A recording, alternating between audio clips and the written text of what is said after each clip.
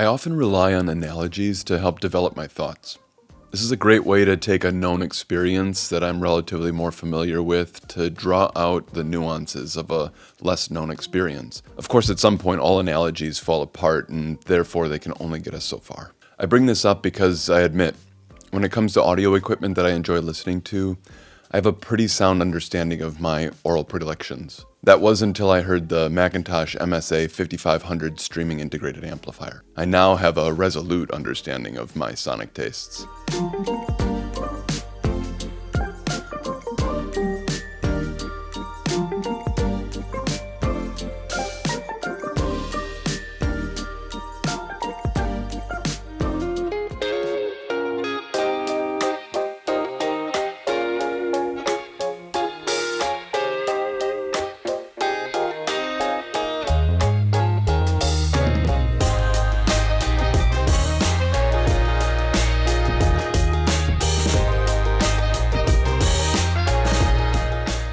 I'm Alan Perkins, lead analog designer for MoFi Electronics, and this is the new Master Deck.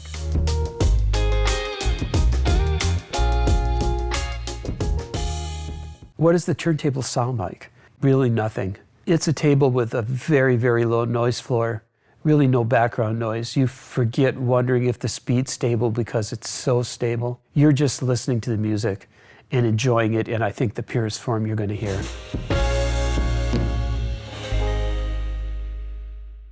While listening to the MSA5500, the analogy that came to mind was founded in my enthusiasm for cycling. Most of you are likely familiar with the fact that there are road bikes and mountain bikes. I posit that Mac's first foray into creating a streaming integrated has resulted in something analogous to a mountain bike. Based on the body types trotting around Xpona, the Venn diagram of audiophiles and cyclists has little overlap, so I'll keep this succinct. On the farthest reaches of the road bike end of the spectrum, we have race bikes, designed to transfer power from rider to road as efficiently as possible. Rider comfort, while considered, doesn't top the list of priorities.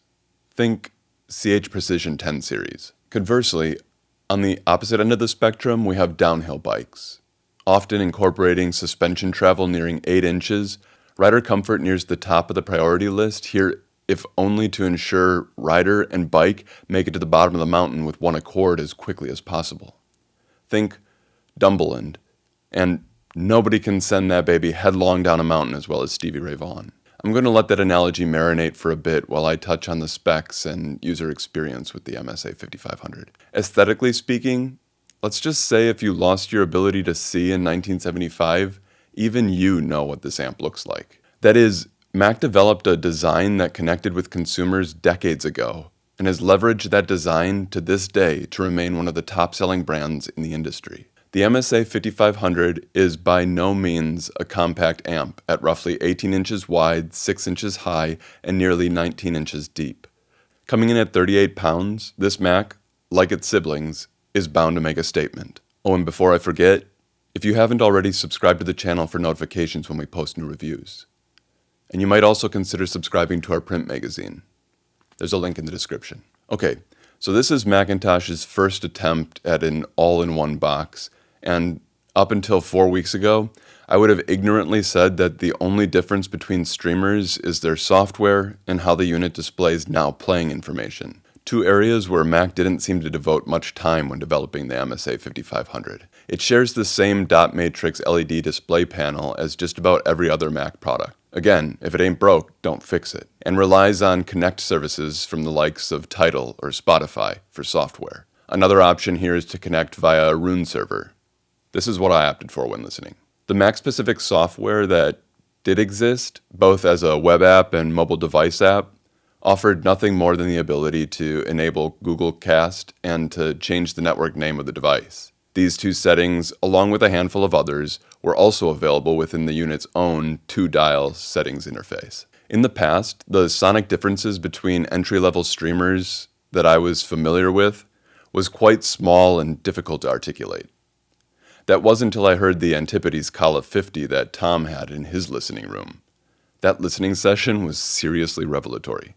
Not all streamers are created equal. All of this to say, when I noticed the absence of high-resolution color display on this streaming amp, I I was hopeful McIntosh went the route of focusing on the sonic characteristics of the streaming DAC module. In an effort to approach this more scientifically, I enlisted the help of a Weem Pro Plus streaming DAC.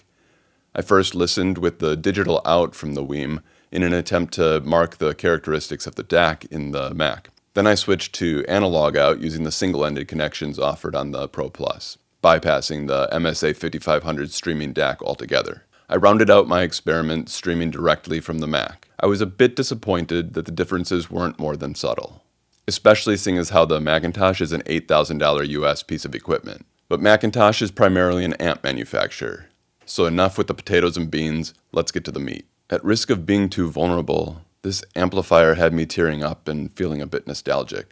Let me set the stage. I started down my typical path of analytical listening using familiar test tracks to really draw out what this amplifier had to offer, and I wasn't initially impressed. I was trying to contrast this feeling with the understanding that there are a great number of audiophiles who hold McIntosh in high regard, and certainly they can't all be wrong. So I put my nose down and dug in to figure out what I was missing. After noticing subtle distortions in otherwise clear and detailed recordings, I began to think, what if distortion was the name of the game, and thought of 70s rock? I had to go back and tap the annals of my childhood and was brought back to sitting in the child car seat in the back of my parents' car in the early to mid-90s. At that time, my parents listened to the oldies station in our town, and on that station, a lot of 70s rock. So I queued up some Boston, and I was immediately transported back in time. I think this was the first time since I began listening to high-end gear that this genre sounded so right. The big sound of the 70s, meters waving away. This amp rocks. Brad Delp screaming away, Tom and Sib rocking out. A truly energetic and engaging performance. After wiping my tears of anamnesis, I returned to my familiar playlist of test tracks. Music with breath, openness, and minute detail, to develop a clearer understanding of what the MSA5500 has to offer. This is where I return to my analogy. The MSA5500 is like a cross-country mountain bike, which has suspension with minimal travel and wider tires to absorb some of the bumps along the way. It's certainly more forgiving than the road race bike, but not so mushy-gushy that you'll want to send it careening down the side of a mountain. This also means that if you just want a little easy listening in the background, the MSA5500 puts on quite a detailed and balanced sonic performance. The amp sounds well composed. It's when you give the volume knob a twist that it begins to color the music a little more, favoring energy in the bottom end. For instance, on Tu Con Él, from Raúl Alejandro's 2024 album Costa Nuestra, Alexis Perez's snaps on her upright bass are presented with force. This bump in bass energy left for relaxed and sustained listening, even if it didn't offer the greatest fidelity. This favoring of the bottom end tends to leave the upper octaves sounding ever so subtly dissonant. That said, I feel this may be well judged by McIntosh, as often listeners find equipment that's more transparent in the upper half of the frequency spectrum to be fatiguing, although I argue this doesn't have to be the case. With 100 watts per channel into 8 ohms, dynamically rich recordings are no trouble for the MSA5500. The Audiophile Society's recording of the Czech National Symphony performing Strauss's Also sprach Zarathustra.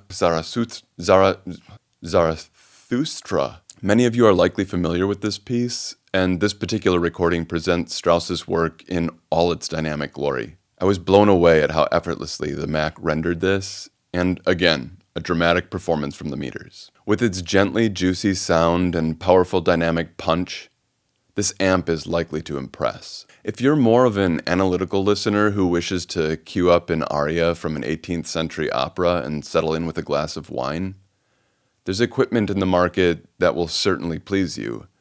This isn't it. However, if you're more inclined to grab some beers and rock out with some buddies while going hand after hand in poker or covering each other's back in Call of Duty, look no further than the McIntosh MSA5500 streaming integrated amplifier. Thanks for being here and for sticking with me and listening to what I heard when listening to this product. And don't forget to make listening fun again.